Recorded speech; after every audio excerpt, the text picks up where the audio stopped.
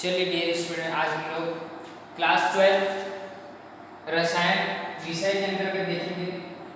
रसायन विषय के अंतर्गत क्या है, इकाई फर्स्ट सॉलिड स्टेट। ठीक है, सॉलिड स्टेट के अंतर्गत हमने पिछले क्लास में पढ़ी थी क्या, रस समीकरण नीति है ना, जिसके अंतर्गत हम लोग साटकी और फ्रैंकल दोष को देखे थे, है ना। अब उसके आगे जैसे पढ़ेंगे तो रस समीकरण नीति दोष के बारे में पढ़ेंगे, जो दो प्रकार में विभाजित है। कौन कौन सा, धातु आधिक्य दोष, धातु न्यूनतम दोष। ठीक है, धातु आधिक्य दोष और धातु न्यूनतम दोष। आज हम लोग बात करेंगे कि अरस समीकरण नीति जो जिसको बोलते हैं नॉन स्टाइकियोमेट्री दोष। अनेक ऐसे यौगिक होते हैं जिसमें धन आयन और ऋण आयन की संख्याओं का अनुपात वही नहीं रहता है, जिसको हम लोग बोलते हैं अरस समीकरण नीति दोष। तो हम लोग कल क्या पढ़े थे कि रस समीकरण नीति दोष, उसमें क्या होता है रस समीकरण नीति, जिसमें साटकी और फ्रैंकल दोष जिसको पढ़े थे। एक क्रिस्टल में क्या होती है, उनकी धन आयन और ऋण आयन निरंतर बनी रहती है, और निरंतर बनी रहने के कारण उस क्रिस्टल का क्या होते हैं, उदासीनता बनी रहती है, और उदासीनता बनी रहती है जिसको हम लोग बोलते हैं रस समीकरण नीति दोष। लेकिन आज हम लोग पढ़ेंगे अरस समीकरण नीति दोष। इसमें क्या रहती है, जिसमें Na+Cl-, तो ये क्या है, इसमें एनायन और कैटायन की संख्या क्या है, बनी हुई है। तो ये किसके अंतर्गत आती है, रस समीकरण नीति के अंतर्गत आती है, जिसमें साटकी और फ्रैंकल को देखे थे। तो साटकी और फ्रैंकल में क्या रहती है, एक इलेक्ट्रॉन जैसे ही प्लस आयन कहीं गायब हो जाती है तो दूसरे अंतराकाशीय स्थान में वो कहीं न कहीं मिलती है, तो वो क्या रहती है, बैलेंस बनी हुई रहती है। लेकिन आज हम बात करेंगे कि अरस समीकरण नीति जिसमें क्या रहती है, वो आयन पूर्णतः रूप से गायब हो सकती हैं या पूर्णतः रूप से अधिकतर हो सकती है ना। तो इस प्रकार की दोष जो होती है वो कहलाती है अरस समीकरण नीति दोष। अब इसके अंतर्गत जैसे हम बात करें तो दो प्रकार से मैंने बताया कि अरस समीकरण धातु आधिक्य दोष होती है, जिसमें धातु आधिक्य हो सकती है और निम्न भी हो सकती है। दूसरा धातु न्यूनतम दोष। तो दो दोष को देखेंगे, और इसके अंतर्गत देखेंगे सबसे पहले हम लोग धातु आधिक्य दोष की बात करें तो धातु आधिक्य दोष ये जो है दो रूपों में विभाजित होती है।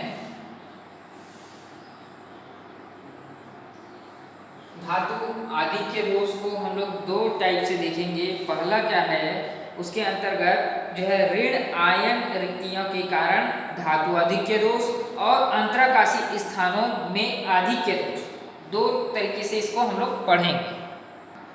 चलिए, आप सभी लोग देख पा रहे हैं कि धातु आधिक्य दोष मैंने क्या बताया, पहले अरस समीकरण नीति को दो भागों में विभाजित किए। कौन कौन सा, धातु आधिक्य दोष और धातु न्यूनतम दोष। अब धातु आधिक्य दोष को फिर से दो भागों में विभाजित किया मैंने, ऋण आयन आधिक्य दोष और अंतराकाशीय स्थानों में आधिक्य दोष। तो दो टाइप से हम लोग इसके बारे में पढ़ेंगे। ऋण आयन रिक्तियों के कारण धातु की आधिक्य दोष होती है, दूसरा है अंतराकाशीय स्थानों में आधिक्य दोष होती है। तो एक एक करके हम लोग समझते हैं। सबसे पहले हम लोग बात करेंगे कि ऋण आयन रिक्तियों में आधिक्य दोष। चलिए आगे देखते हैं हम लोग अरस समीकरण नीति दोष के अंतर्गत पहला क्या आता है, धातु आधिक्य दोष, है ना। पहला क्या है, धातु आधिक्य दोष। तो धातु आधिक्य दोष के अंतर्गत हम लोग पहला पॉइंट देख रहे हैं, कौन सा, ऋण आयन रिक्तियों के कारण धातु आधिक्य दोष। ठीक है, तो स्ट्रक्चर में देख सकते हैं कि मैं यहाँ पे क्रिस्टल जालक की संरचना बनाया हूँ, और इस क्रिस्टल जालक में A+B- सभी में क्या है, उपस्थित है। किस प्रकार से, साटकी त्रुटि आप लोग देखे थे, साटकी दोष देखे थे, जिसमें Na+ और B- देखे थे, Na+ और Cl-। ठीक है, तो इसमें क्या है, कैटायन और एनायन जो है अपने अनुपात में रहती है, जैसे कि 1:1 इस फॉर्म में, है ना। उसी प्रकार से हम बात करेंगे ऋण आयन रिक्तियों के आधिक्य दोष में, तो A+B- इसमें उपस्थित है। लेकिन यहाँ पर देखो A+B- होना चाहिए था क्या, A+B-, लेकिन यहाँ पर B- क्या है, वहां से हट चुकी है, रिक्त हो चुकी है, वहां से खाली हो चुकी है। यहाँ पर होना चाहिए था A+ और B-, लेकिन यहाँ पे क्या है, इलेक्ट्रॉन दिख रहे हैं आपको। क्यों? क्योंकि यहाँ पर जो क्रिस्टल जालक है, इस क्रिस्टल जालक में यदि मैं इसको लुप्त कर दूं, इलेक्ट्रॉन यहाँ पे नहीं रही, B- नहीं रही, यहाँ पर इसको हटा देता हूँ, तो यहाँ पर क्रिस्टल की उदासीनता बिल्कुल गड़बड़ा जाएगी। और क्रिस्टल की उदासीनता को बनाए रखने के लिए यहाँ पर जो इलेक्ट्रॉन है वो उपस्थित हो जाती है, और इलेक्ट्रॉन जैसे प्रेजेंट होती हैं तो इसको हम लोग बोलते हैं F केंद्रक। क्या बोलते हैं? F केंद्रक। ये है F केंद्र, ठीक है। और यही जो है यहाँ पर जो है किसके ऊपर अनुपस्थित है, यहाँ पर B- की रिक्तियां हैं।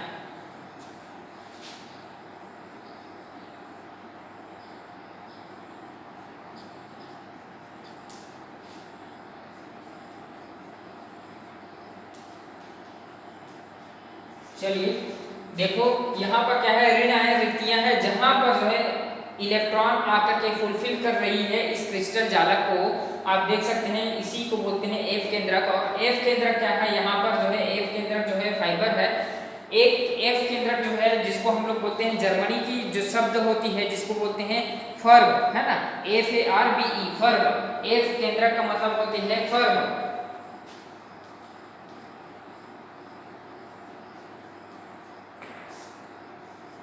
इसका मतलब होता है रंग उत्पन्न करना। फर्क है जिसका मतलब होता है रंग उत्पन्न करना। मतलब इस जगह में क्या होती है, इस जगह पर जो है रंग उत्पन्न होती है। तो आप देख सकते हैं ऋण आयन रिक्तियों की धातु की आधिक्य दोष किस प्रकार से वहां पर दोष उत्पन्न हो रही है।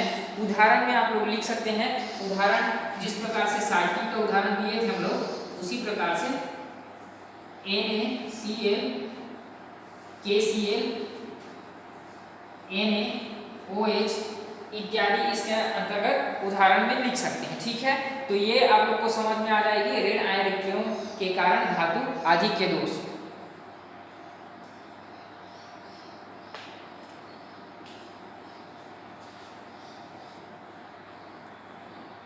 चलिए आगे हम लोग देखते हैं कि असमीकरण नीति के अंतर्गत जो है धातु आधिक्य दोष के अंतर्गत B है अंतराकाशीय स्थानों में अतिरिक्त धन आयन की धातु आधिक्य दोष, ठीक है।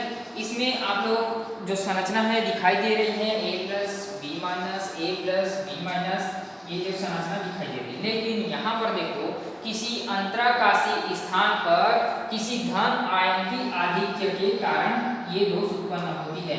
आप लोग देख सकते हैं यहाँ पर ये क्या है, क्रिस्टल की एक एक सेल है ना। इस सेल में देखो A+ की आधिक्य हो रही है, तो आधिक्य तो हो रही है, अब क्या हो रही है, बैलेंस इसकी क्रिस्टल की बिगड़ जा रही है ना। उदासीनता क्या है, उदासीनता इनकी ज्यादा हो रही है। यहाँ पर देख सकते हैं A+ अधिक हो रही है और यहाँ पर भी A+ अधिक है, तो इनकी क्रिस्टल की क्या है, घनत्व जो है ज्यादा हो रही है। अब उसको बनाए रखने के लिए किसी अंतराकाशीय स्थान पर क्या आ जाती है, एक इलेक्ट्रॉन आ जाती है। अब जैसे ही वो इलेक्ट्रॉन किसी अंतराकाशीय स्थान पर आती है तब क्या होती है, इस क्रिस्टल की उदासीनता बनाए रखती है, ठीक है। यहाँ पर क्या है, अतिरिक्त धन आयन, अतिरिक्त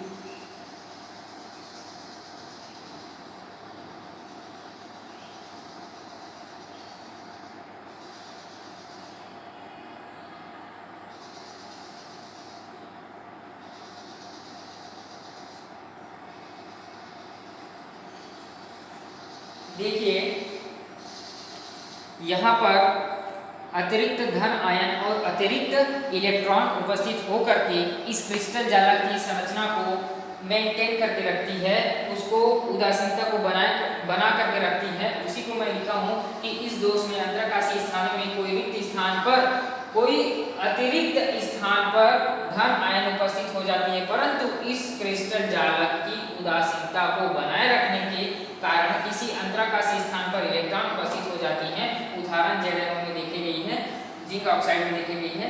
तो इस दोष में अंतराकाशीय स्थान पर कोई अतिरिक्त धन आयन उपस्थित हो जाते हैं। आप लोग देख सकते हैं स्ट्रक्चर को, देखिए वहां पर दिखाई दे रहे हैं इस दोष में जो है अंतराकाशीय जहां स्थान है वहां पर एक अतिरिक्त धन आयन उपस्थित हो जाती है।